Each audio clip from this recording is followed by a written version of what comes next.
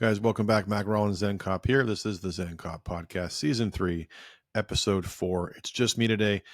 I wanted to hop on and talk about a issue that is very important. It's important because it affects everyone, and that's the topic of gun violence. And one of the things that we have to understand is that as a nation, this issue is not going to go away ever, more than likely. But we do have the ability to put pressure on it to at least make some of it not as bad as it has been or as it could be. And one of the most consistent issues that we hear being talked about post incident is the concept of weapons of war, assault weapons. Politicians essentially are going to ensure that the public believes that there is an epidemic of gun violence within our country circulating around one very specific weapon platform and exclusively to one specific mission of the shooter. And nothing could be further from the truth. As we dive down this very deep rabbit hole, I'm not going to complicate it. I actually want to keep this episode very short because I don't want to lose the listener.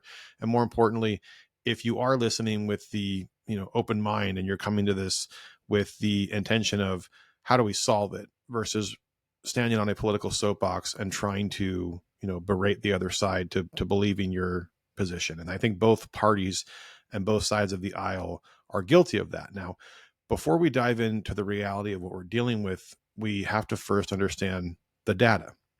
And the data is just numbers. They don't lie. And that's the information we have that I think we should be focusing on rather than legislature, whether it's, state, local, whatever it may be. The fix to this is actually quite simple. And I can't think of anyone else on this planet who wants to end gun violence more than responsible gun owners themselves. The gun violence issue is what perpetuates a lot of the problems for the responsible gun owner. And those problems are going to be presented in a variety of different ways, but most of it is just more gun legislation, which unfortunately is not the answer to the problem that we're facing. So if we were to break down the data, we would see some very alarming statistics, the majority of them having nothing to do with an AR-15 or any variant of. In fact, the AR-15 is so irrelevant annually that it accounts for less than roughly 2% of the firearm related deaths nationwide every year. In some years, it goes lower to even fractions of a percent. Now, another term we will hear is mass shooting. The definition of that term varies, but I think ultimately we can all agree that it means one or more individuals actively engaged in killing or attempting to kill others. The interesting part is that definition encompasses all annually tracked homicides to include gang-related or inner-city criminal violence. Now, just so everyone is aware, the acts of violence that I'm talking about, they absolutely eclipse anything in the realm of what we see at schools, churches, or other shootings that receive a very large amount of media attention. Now, most firearm-related homicides within the U.S. are deemed gang-related or are later deemed to be associated with criminal enterprise after the investigation, with almost all of them taking place exclusively within the larger inner cities of this country. Now, oddly enough, these crimes most commonly occur in states who have some of the strictest gun laws in existence, and almost all of the homicides in those scenarios are carried out with a handgun. That were illegally obtained or illegally manufactured, and in some cases illegally modified, and in almost all cases by people who were prohibited by law to possess them to begin with. So the K Street shooting in Sacramento is a prime example of what I'm talking about. And for those of you who are not familiar, the K Street shooting was a shooting that occurred in Sacramento, California in 2022. And it was a fantastic example of how the media and political figures will use any rope they can to hang responsible gun owners and push their political agenda. The K Street shooting claimed the lives of 6 people and injured 12 others. It was labeled the worst mass shooting in Sacramento's history by the media over and over and over again. Now, the day after the shooting, President Biden addressed the nation and he spoke on the K Street shooting, specifically addressing the topic of instituting common sense gun reform. And he went on and on and on and listed the need for more legal requirements for the nation. Now, what's sort of comical is that all the laws he talked about existed in California when the shooting occurred. So that was kind of ridiculous. But even more ridiculous is the shooting itself. The shooting occurred after an altercation between rival gang members outside of a nightclub in downtown Sacramento. The three shooters were validated gang members with very lengthy criminal records. They were recently released and who were also prohibited from possessing firearms, let alone select fire. For those who don't know, it's fully automatic. And those types of guns are a definite no-no in the state of California to begin with. So not only was the shooting nothing but gang-related criminal violence, but not one law or gun regulation in existence would have prevented it from happening to begin with. Not one. But you won't hear that on the news or a variety of other media outlets who covered the quote-unquote mass shooting in Sacramento. Now, going back to the data, I like to pose this question to people who are unfamiliar with the gun violence issue. There's a lot of people who think they know what they're talking about, and they're very vocal. And a lot of those people are government representatives for a variety of us across the nation. And I always like posing this question: how would you like to cut gun-related deaths in half within the US? Literally cut it in half, if actually a little bit more, right? Let's just say 60%. We can reduce the number from around 50,000 annually to almost 20,000 annually. That sounds great. So how do we do it? Well, first and foremost, we would need to look at some numbers and the data. And those numbers have to do with suicide via firearm. And yes, the annual count of firearm-related deaths in America does include suicides. That piece of information is probably one of the most unknown to the average person. And also a lot of people in the 2A community don't know that statistic. But yes, suicides account for approximately 60% of the gun-related deaths annually in the US. 2021 holding the 40-year record high at about 48,830, and almost exclusively suicides are committed with the use of a handgun. Close behind the use of a handgun are shotguns and a variety of rifles. Now, that percentage should not be taken lightly. 60% of gun-related deaths in America are suicide via firearm. And that percentage, unfortunately, is not a new issue. It can be traced back very consistently for the last few decades. And actually, that goes for all of the data overall.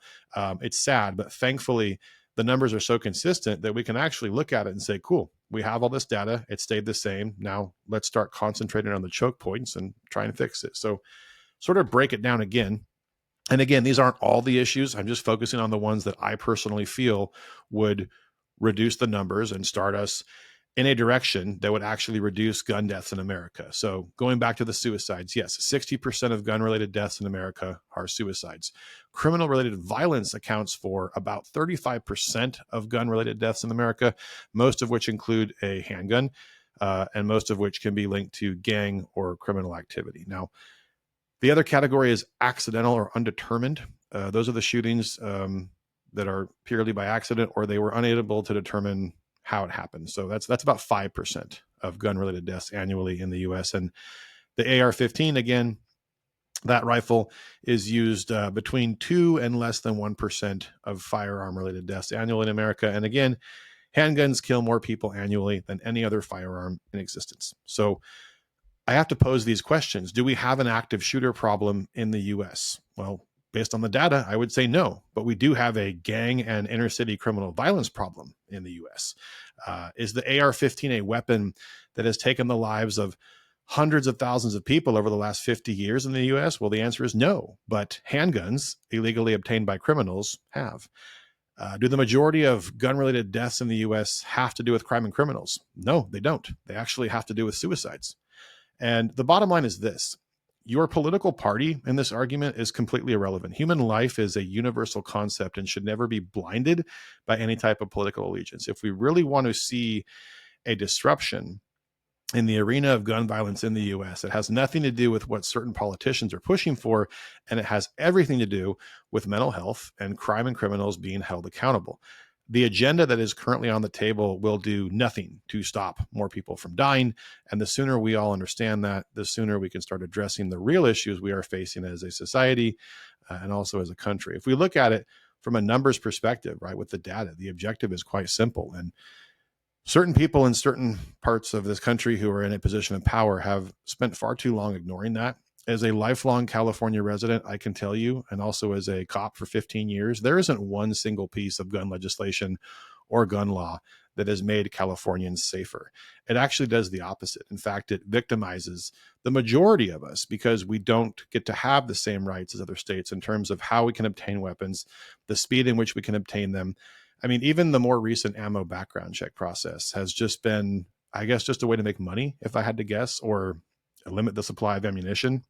Death by 1,000 slices, which has always been California's model to try and fight gun violence, which is just so weird to me.